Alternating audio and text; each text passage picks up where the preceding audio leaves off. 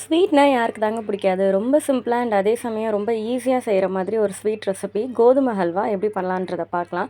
இதுக்கு ஒரு பாத்திரத்தில 1 கப் அளவுக்கு கோதுமை மாவு எடுத்துக்கோங்க. நல்லா தண்ணி பதத்தில இத வந்து கரைச்சி வச்சுக்கோங்க. ஒரு 1/2 மணி நேரத்துக்கிட்ட இது அப்படியே ஊறட்டும்.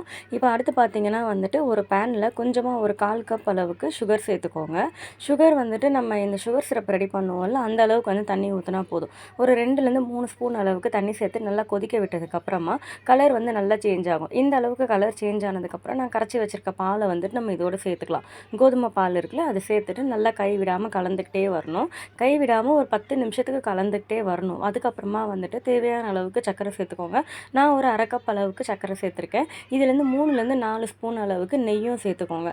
இது வந்து நல்லா கை விடாமல் கலந்து இது மாதிரி ஒட்டாத வர அளவுக்கு வந்து கலந்ததுக்கப்புறமா நெய்யில் பொரிச்சு வச்சுருக்கேன் முந்திரி பாதாமை வந்துட்டு இதோட ஆட் பண்ணிக்கோங்க. பாருங்கள் எவ்வளோ சூப்பராக இருக்குது. கண்டிப்பாக ட்ரை பண்ணி பாருங்கள். மறக்காமல் சப்ஸ்கிரைப் பண்ணிக்கோங்க.